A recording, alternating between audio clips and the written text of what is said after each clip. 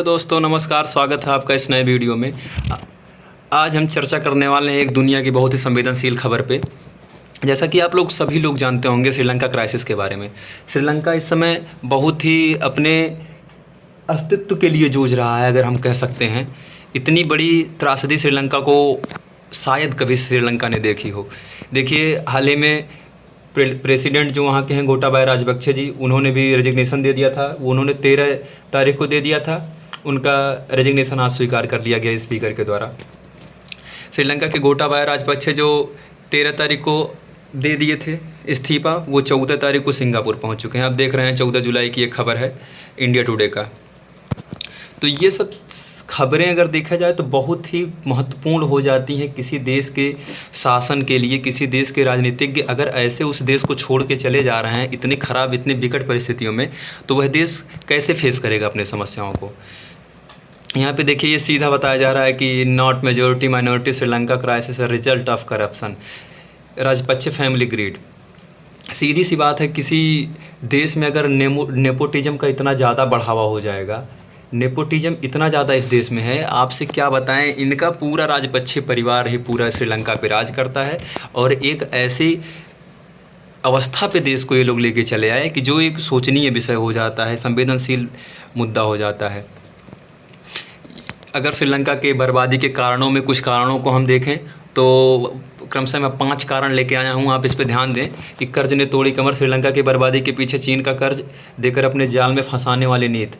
आप लोग सभी लोग वाकिफ़ होंगे चाइना के डेब्ट ट्रैप से। आप लोगों को अगर वर्ल्ड अफेयर्स में आप जानकारी रखते होंगे तो जिबूती एक देश है अफ्रीका महाद्वीप का। जिबूती देश की राजधानी है जिबूती सिटी।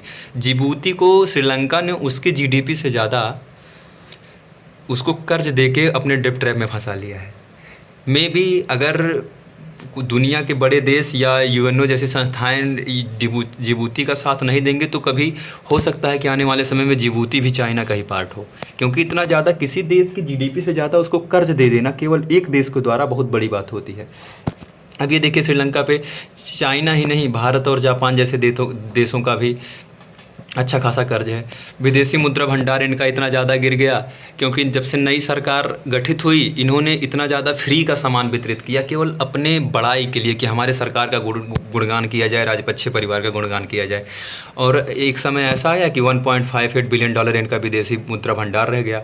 अब किसी देश के लिए विदेशी मुद्रा भंडार बहुत मायने रखता है। उसके पूरे देश की जीडीपी विदेशी मुद्रा भंडार पर निर्भर करती है, क्योंकि विदेशी मुद्रा भंडार ऐसा पैसा होता है कि जिसके द्वारा आप कुछ भी इंपोर्ट कर सकते हैं विदेश से। क्योंकि विदेश जो होता है, विदेश से सीधी बात है, वहाँ पे आपका राज नहीं चलता है। विदेशों में कुछ मानक हैं उसके, जैसे यूएसडी में यूनाइटेड स्टेट्स का डॉलर है, उसमें भुगतान होता है विदेश में, उससे आप कुछ भी इंपोर्ट कर सकते हैं। अब आप ये थोड़ी सोचेंगे, जैसे आप भारत का अगर उदाहरण ले लेते हैं तो आप, हालांकि आरबीआई ने अभी 2-3 दिन पहले ये निर्धारित किया है कि अब हम जो विदेशी हमारा व्यापार है हम उसको रुपये में ही करेंगे, लेकिन ये आरबीआई और बाकी दुनिया का अपना टाई अप है।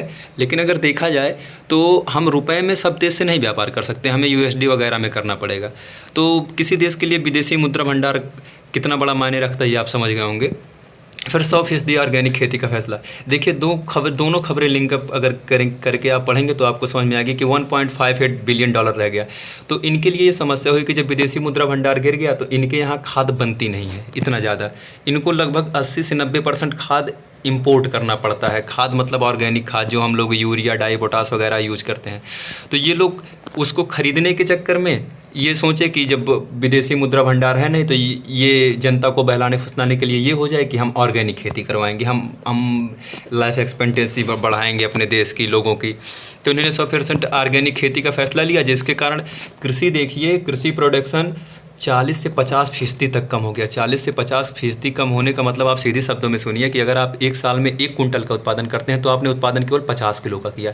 आप समझ सकते हैं कि इतने बड़े देश में जहां 101 कुंटल लगता था वहां 50 किलो में कैसे सबका भरण पोषण कर पाएंगे।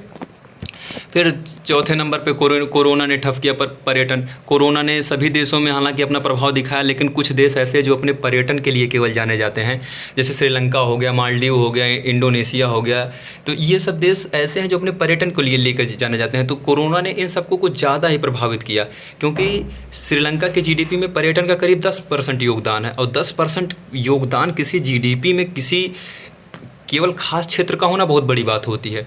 और को नतीजा इसका हुआ कि दोबारा पहले जैसे पहले होता था कि लोग वहाँ जाते थे। श्रीलंका में कुछ क्राइसिस भी हो गया था। क्राइसिस माने कि वहाँ के चर्च वर्च में कुछ बम विस्फोट हो गया था, जिससे 200-250 लोग मर गए थे। इससे यूरोपीय कंट्री के जो टूरिस्ट यहाँ आते थे श्रीलंका में टहलने, उनके मन में एक मतलब भय बैठ गया कि ईसाइयों को लेकर ये सरकार सख्त नहीं है। अतः कोरोना ने ठप किया, परंतु पर्यटन तो पूरा ठप कर दिया कोरोना ने। और जब यहाँ पे खबरों को आप केवल लिंक करते चलिए कि विदेशी मुद्रा भंडार इनका यहाँ गिरा, इन्होंने 100% ऑर्गेनिक खेती का फैसला लिया। और जब ऑर्गेनिक खेती करेंगे तो सीधा 40 से 50% पे जब आपका उत्पादन आ जाएगा, तो जाहिर सी बात है आपको अनाज, दाल, चीनी, दवा दारू सब बाहर से ही खरीदनी पड़ेगी।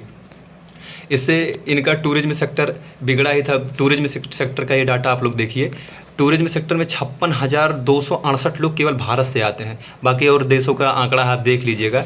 हाल ही में इंडिया ने, हालांकि इन सब हालातों को, श्रीलंका को देखते हुए इंडिया ने कहा है कि हम $3.8 बिलियन का आपको सपोर्ट देंगे। इससे कई मतलब इसके लगभग ही भारत ने तेल, खाद वगैरह वगैरह सब चीज़ें भेज दी हैं श्रीलंका के पास। अब यहाँ देखिए, गोटाबाया राजपक्षे अपना राष्ट्रपति भवन छोड़ के जैसे ही निकले, तैसे ही राष्ट्रपति भवन पर प्रदर्शनकारियों का कब्जा हो गया। प्रदर्शनकारियों ने हालांकि राष्ट्रपति भवन में तोड़ फोड़ नहीं की, लेकिन उसके सामानों को एकदम पूरा इधर का उधर कर दिया। आप देखिए कि यहाँ पे प्रदर्शनकारियों ने किस तरह इसका माहौल बना दिया। ये राष्ट्रपति का खुद का स्विमिंग पूल है, उसको इन लोगों ने इतना उसमें नहा लिए हैं सब लोग कि भाई जाहिर सी बात है, राष्ट्रपति भवन का स्विमिंग पूल कभी देखने को नहीं पाए होंगे ये लोग, तो उसमें गए हैं तो भरपूर आनंद लिए हैं। हालांकि ये बहुत संवेदनशील विषय है किसी देश के लिए कि उसके देश के राष्ट्रपति भवन पे किसी देश के विद्रोही या देश के ही लोग हैं, जब खाने पीने को नहीं मिलेगा तो उनकी भी क्या मजबूरी है। ये देखिए, जहाँ पर राष्ट्रपति की अधिकारियों के साथ आधिकारिक मीटिंग होती है, वहाँ पर लोग बैठ के फ़ोटो खिंचवा रहे हैं। आशा करता हूँ आपको ये सारी खबरें समझ में आ गई होंगी। हालांकि ये किसी देश के लिए दिवालिया हो जाना, ये सब खबरें बहुत बड़ी चीज़ होती हैं। भगवान न करें ऐसी घटनाएं किसी दूसरे देश के साथ कभी भी घटे, लेकिन इससे नेताओं को भी सोचना चाहिए कि इन सब चित्रों को देख के तो डर भी लगता है कि इससे नेताओं को बहुत बड़ी सीख ये लेनी चाहिए कि अगर देश की जनता चाह जाए तो राष्ट्रपति को राष्ट्रपति भवन तक छोड़ के भागना पड़ता है। आप लोगों को समझ में आ गई होंगी। आगे की चीज़ें आप लोग एक बार देख लीजिएगा इसको। बहुत बहुत धन्यवाद, बहुत बहुत आभार आपका। जय हिंद।